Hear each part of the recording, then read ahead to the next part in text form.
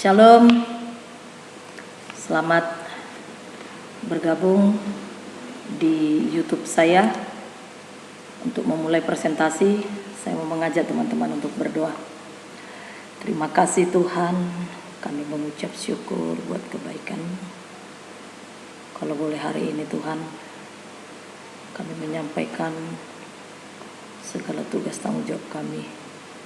Biarlah Tuhan kiranya berkenan, biarlah kiranya Tuhan berperan dalam tiap materi, data, bahan yang boleh hamba-Mu sampaikan.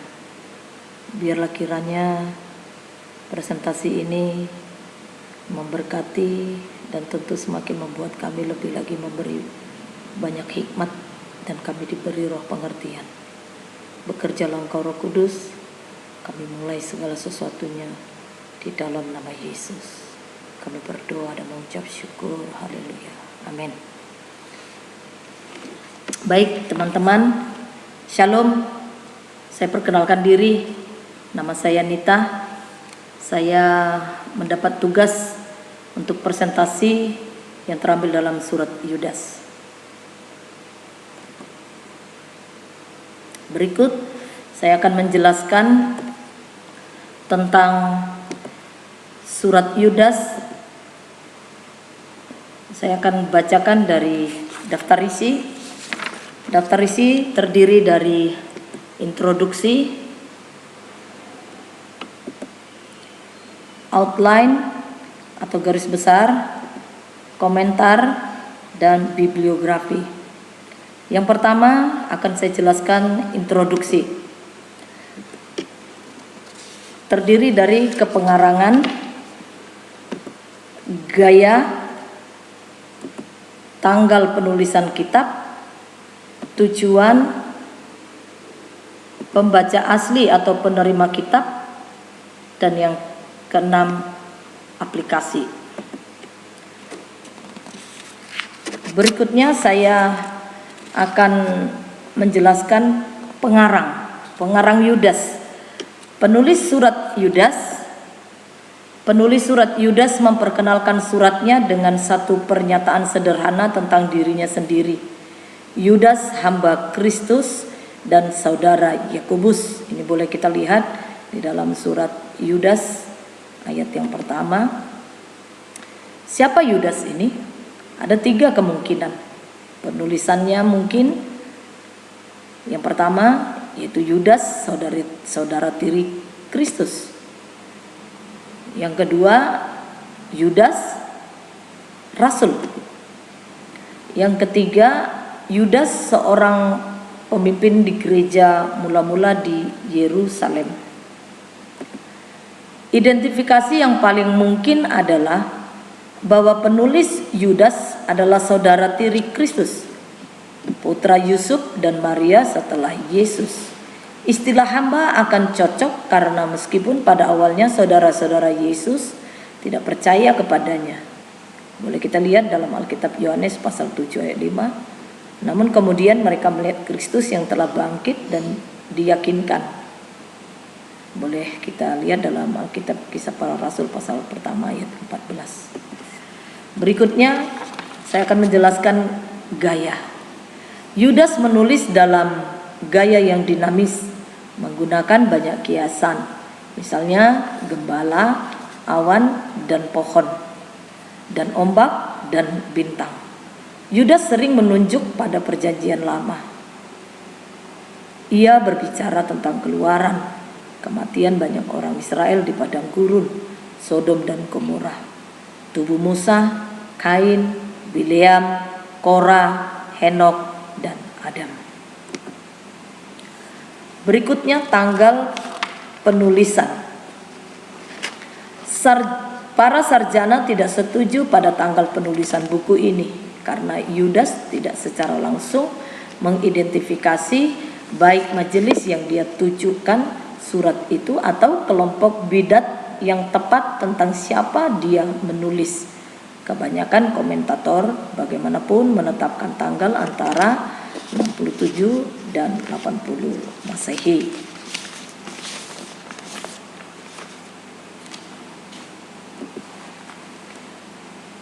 Berikutnya saya akan menjelaskan tujuan Yudas. Kitab Yudas adalah satu pemikiran mencirikan surat ini. Waspadalah terhadap orang-orang murtad. Sesuai dengan peringatan ini, Yudas melanjutkan dengan menasehati para pembacanya untuk memperjuangkan iman. Yudas menulis untuk memperingatkan kemurtadan ganda ini dari perilaku yang salah dan doktrin yang salah. Pembaca asli, saya lihat dalam daftar isi tadi,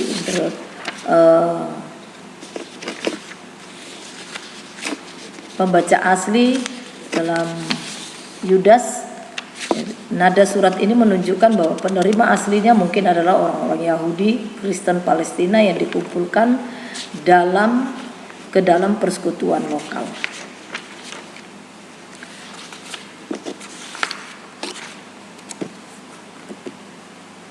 Berikutnya aplikasi. Buku ini merupakan peringatan serius bagi orang Kristen dimanapun, karena semua tunduk pada kesalahan doktrinal dan praktis yang sama. Meskipun temanya tentang kemurtadan secara khusus ditujukan kepada orang Kristen Yahudi abad pertama, pesannya dapat diterapkan untuk semua orang Kristen. Semua orang percaya perlu menghindari perangkat menyangkal ketuhanan Kristus, mengikuti keinginan daging, menolak otoritas pemecah belah, dan hidup untuk diri sendiri. Berikutnya, garis besar. Baik, poin yang kedua itu garis besar terdiri dari salam, peringatan tentang orang-orang yang murtad, peringatan tentang bahaya kemurtadan. Peringatan tentang bahaya kemurtadan boleh kita lihat contohnya orang murtad di masa lalu, yaitu di Mesir, malaikat, Sodom dan Gomora. Tindakan murtad di masa sekarang, menolak otoritas, berjalan dalam kesesatan, memimpin secara salah, menyenangkan diri sendiri. Bagian yang keempat, pedoman menghindari kemurtadan. Mengingat ajaran para rasul, memelihara diri sendiri, berbelas kasih kepada orang lain. Bagian yang kelima, kemenangan atas kemurtadan. Eksposisi surat Yudas, komentari atau komentar. Salam, penulis memperkenalkan dirinya hanya sebagai Yudas, seorang hamba Yesus Kristus dan saudara Yakobus. Dia puas dengan diidentifikasi sebagai hamba, yaitu bisa dikatakan doulos atau budak Yesus Kristus. Surat Yudas ditujukan kepada mereka yang telah dipanggil, yang dikasihi oleh Allah Bapa dan dipelihara oleh Yesus Kristus.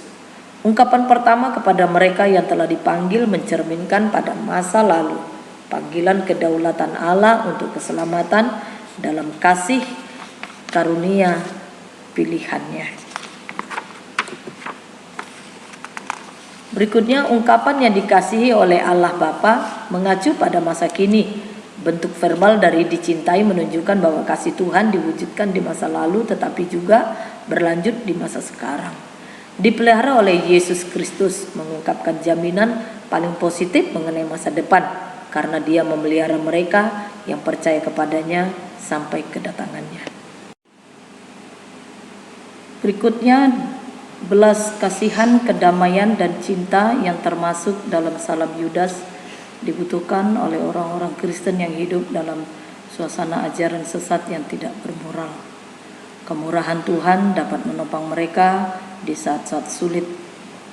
Kedamaiannya dapat memberikan ketenangan yang halus ketika kejahatan merajalela. Kasihnya dapat melindungi dan meyakinkan orang percaya dalam menghadapi bahaya. Berikutnya saya akan jelaskan peringatan-peringatan orang-orang yang murtad. Yudas langsung ke pokok permasalahan. Saya mendorong Anda untuk memperjuangkan iman, memberitahu para pembacanya untuk tidak khawatir, waspada terhadap orang-orang tak bertuhan yang diam-diam menyelinap di antara mereka dan berpura-pura menjadi bagian dari mereka, padahal sebenarnya mereka adalah musuh. Yang berikutnya, peringatan orang-orang yang murtad. Kata-kata Yudas merupakan peringatan bagi orang-orang percaya untuk waspada terhadap orang-orang murtad yang telah masuk ke majelis lokal dan akan menghancurkan fondasi iman di mana gereja dibangun. Ajaran palsu dari orang-orang murtad meminta orang-orang percaya untuk menentang atau epagonigestai, menderita dengan sungguh-sungguh dengan segala ketekunan dalam membela kebenaran itu yang mencoba dihancurkan oleh orang-orang fasik. Peringatan tentang bahaya kemurtadan.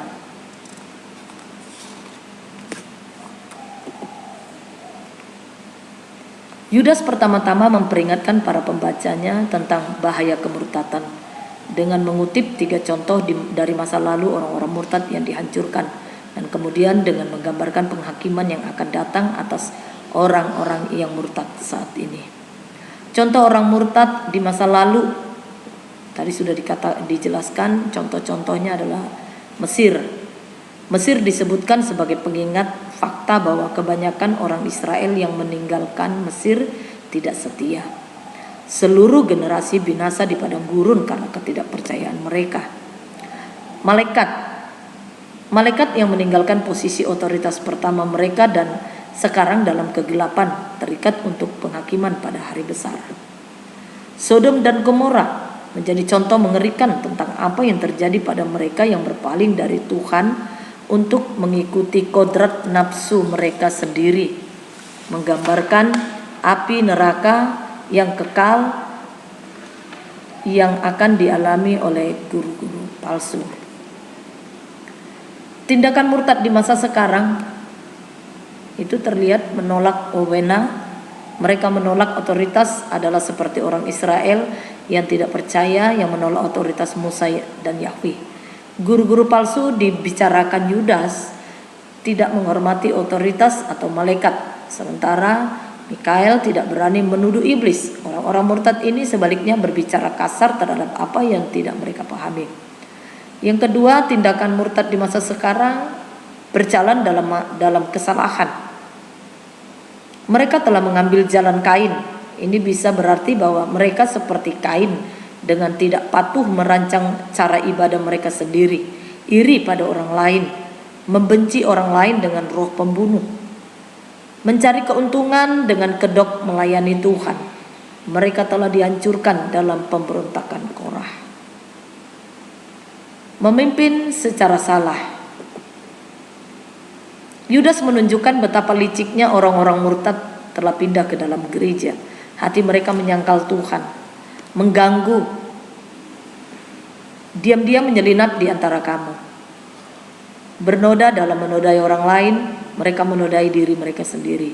Kepemimpinan mereka salah, mereka menipu keras dan egois, tidak menghasilkan sesuatu yang berguna. Penghakiman kekal sudah pasti bagi mereka. Keempat, menyenangkan diri sendiri. Penghakiman atas orang-orang murtad. Di sini Yudas menggambarkan orang-orang murtad dalam 4 cara. Mereka adalah penggerutu dan pencari kesalahan yang menyalahkan orang lain tetapi tidak melihat kekurangan dalam diri mereka. Mereka dengan nafsu mengikuti keinginan jahat mereka sendiri. Mereka membual tentang diri mereka sendiri dan mereka menyanjung orang lain, menjilat hanya jika itu untuk keuntungan. Jahat mereka sendiri untuk melakukannya. Pedoman menghindari kemurtadan. Mengingat ajaran palsu para rasul, Yudas memberitahu para pembacanya untuk mengingat apa yang telah dinubuatkan para rasul tentang para pencemooh, memelihara diri mereka sendiri. Para pembaca Yudas harus memperhatikan diri mereka sendiri. Inilah inti dari pesannya. Bangunlah dirimu di dalam imanmu yang paling suci. Berdoalah dalam Roh Kudus. Peliharalah dirimu dalam kasih Tuhan dan tunggu kedatangan Kristus kembali. Berbelas kasih kepada orang lain. Orang-orang seperti itu tidak boleh difitnah atau dikritik. Mereka harus diperlakukan dengan kasih dan belas kasihan dengan cara yang sama di mana Tuhan memperlakukan mereka. Dalam suratnya yang pendek, Yudas memberikan 7 perintah kepada orang-orang percaya. Yang pertama, berjuang dengan sungguh-sungguh untuk iman. Yang kedua, ingatlah ajaran dan peringatan para rasul. Yang ketiga, bangunlah dirimu di dalam iman yang paling suci. Yang keempat, berdoalah dalam Roh Kudus. Jagalah dirimu dalam kasih Allah. Carilah kemurahan Tuhan untuk membawa Anda ke hidup yang kekal. Yang ketujuh, kasihanilah Nasrani yang ragu-ragu. Rengutlah orang-orang kafir dari api, dan dengan hati-hati menunjukkan belas kasihan kepada yang korup. Kemenangan atas kemurtatan.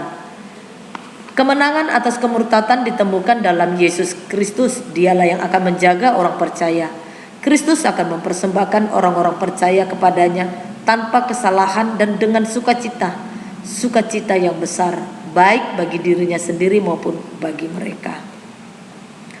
Kesimpulan, inilah tema kemenangan terbesar yang harus disuarakan. Nada pujian dan pemujaan setinggi mungkin, dan jaminan terbesar bagi orang-orang yang ditebus, atribut untuk Tuhan kepada satu-satunya Tuhan, Juru Selamat kita, kemuliaan, keagungan, kuasa, dan otoritas yang semuanya tersedia bagi orang percaya melalui Sang Pemenang Yesus Kristus Tuhan kita. Dan posisi yang ditinggikan ini adalah benar bagi Tuhan dalam kekekalan di masa lalu, di masa sekarang, dan di sepanjang kekekalan di masa depan. Bibliografi boleh kita lihat daftar pustakanya.